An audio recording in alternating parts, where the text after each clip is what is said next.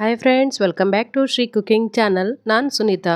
ಇವತ್ತು ಮನೆಯಲ್ಲೇ ಅತಿ ಸುಲಭವಾಗಿ ತಯಾರಿಸಬಹುದಾದಂತಹ ಗರಂ ಮಸಾಲೆಯನ್ನು ಮಾಡ್ತಿದ್ದೀನಿ.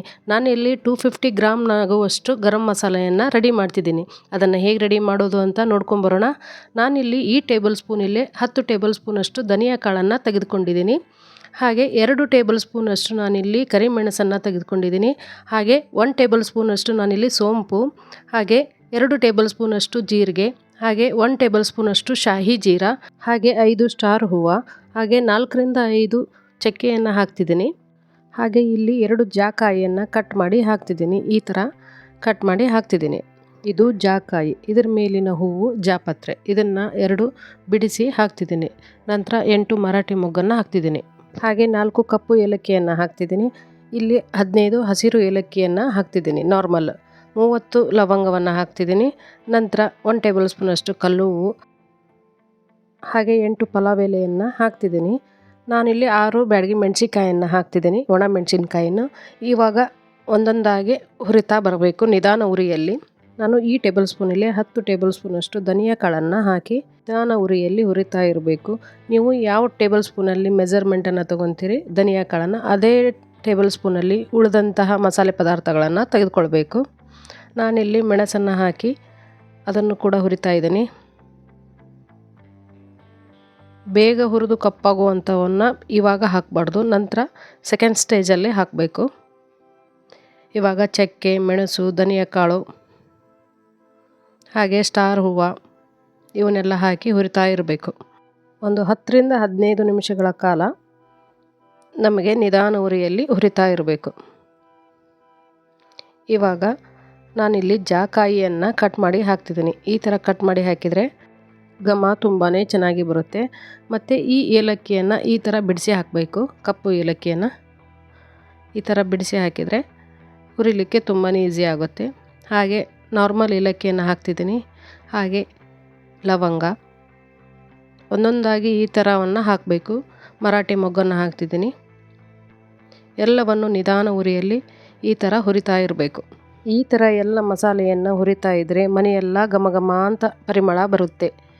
ಹೊರಗಡೆ ತರೋಕ್ಕಿಂತ ಈ ಥರ ಮನೆಯಲ್ಲಿ ತುಂಬಾ ಈಸಿಯಾಗಿ ಕೇವಲ 10ರಿಂದ 15 ನಿಮಿಷಗಳ ಅವಧಿಯಲ್ಲಿ ನಾವು ಗರಂ ಮಸಾಲೆಯನ್ನು ರೆಡಿ ಮಾಡ್ಬೋದು. ಯಾರೆಲ್ಲ ಹೊಸದಾಗಿ ನಮ್ಮ ಚಾನಲನ್ನು ನೋಡ್ತಾ ಇದ್ದೀರಾ, ನಮ್ಮ ಚಾನಲನ್ನು ಸಬ್ಸ್ಕ್ರೈಬ್ ಮಾಡಿ, ಲೈಕ್ ಮಾಡಿ, ಹಾಗೆ ನಿಮ್ಮ ಫ್ರೆಂಡ್ಸ್ ಆ್ಯಂಡ್ ಫ್ಯಾಮ್ಲಿಗೆ ಶೇರ್ ಮಾಡಿ. ಈ ವಿಡಿಯೋ ಇಷ್ಟ ಆದರೆ ಈ ವಿಡಿಯೋಗೊಂದು ಲೈಕ್ ಕೊಡಿ. ಇದನ್ನು 2ರಿಂದ 3 ತಿಂಗಳು ನಾವು ಯೂಸ್ ಮಾಡ್ಬೋದು. ಫ್ರಿಜ್ಜಲ್ಲಾದರೆ ಒಂದು 4ರಿಂದ 5 ತಿಂಗಳು ನೀವು ಸ್ಟೋರ್ ಮಾಡಿ ಇರ್ಬೋದು. ಯಾವುದೇ ರೀತಿ ಹುಳ ಸಹಿತ ಹತ್ತುವುದಿಲ್ಲ.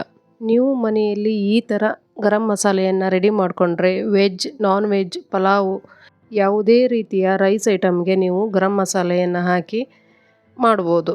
ತುಂಬಾ ಟೇಸ್ಟ್ಫುಲ್ಲಾಗಿ ಬರುತ್ತೆ. ಈ ಥರ ನಿಧಾನ ಉರಿಯಲ್ಲಿ ಮಾತ್ರ ಹುರಿತಾ ಇರಬೇಕು. ಪೇಷನ್ಸ್ ಮಾತ್ರ ಇರಬೇಕು.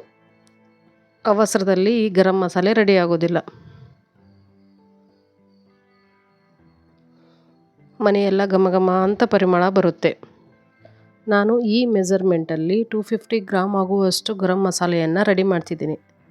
ತುಂಬಾ ಈಸಿ ಈ ಥರ ಮನೆಯಲ್ಲಿ ಮಾಡಿಕೊಂಡ್ರೆ. ನೀವು ಒಂದ್ಸಲ ಮನೆಯಲ್ಲಿ ಟ್ರೈ ಮಾಡಿ. ಹೇಗಿದೆ ಅಂತ ಕಮೆಂಟ್ ಸೆಕ್ಷನಲ್ಲಿ ಹಾಕಿ. ನೋಡಿ, ಈ ಥರ ಲೈಟ್ ಕಲರ್ ಬರಬೇಕು. ಇವಾಗ ಎಲ್ಲ ಮಸಾಲೆಯನ್ನು ಹುರಿದು ಒಂದು 10ರಿಂದ 15 ನಿಮಿಷಗಳ ಕಾಲ ತಣ್ಣಗಾಗಲಿಕ್ಕೆ ಬಿಡಬೇಕು.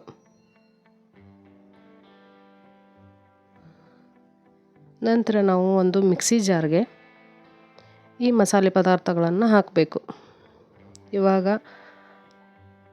ಈ ಚಕ್ಕೆ ಮತ್ತು ಮೆಣಸಿನಕಾಯಿಯನ್ನು ಈ ಥರ ಕಟ್ ಮಾಡಿ ಪುಡಿ ಮಾಡಿ ಹಾಕಬೇಕು. ಹಾಕಿ ಈ ಎಲ್ಲ ಮಸಾಲೆ ಪದಾರ್ಥಗಳನ್ನು ರುಬ್ಕೋಬೇಕು. ಚೆನ್ನಾಗಿ ಫೈನ್ ಪೌಡ್ರ್ ಆಗಬೇಕು. ಈ ಎಲ್ಲ ಗರಂ ಮಸಾಲೆ ಪದಾರ್ಥಗಳನ್ನು ಬಿಸಿಲಲ್ಲಿ 2 ಅವರ್ಸ್ ಒಣಗಿಸಿ ನೀವು ಹುರಿದು ಮಾಡಿದರೆ ಇನ್ನೂ ಚೆನ್ನಾಗಿ ಆಗುತ್ತೆ. 1/4 kgಕ್ಕಿಂತ ನೀವು ಜಾಸ್ತಿ ಬೇಕಾದರೆ ಈ ಮಸಾಲೆ ಪದಾರ್ಥಗಳನ್ನು ನೀವು ಡಬಲ್ ಮಾಡ್ಕೋಬೋದು. ಈ ಥರ ಫೈನ್ ಪೌಡ್ರ್ ಆಗಿದೆ ನೋಡಿ, ತುಂಬಾ ಚೆನ್ನಾಗಿ ಬಂದಿದೆ. ಯಾವುದೇ ತರಹ ಸಾಣಿಸೋದು ನೀವು ಅವಶ್ಯಕತೆ ಇರುವುದಿಲ್ಲ.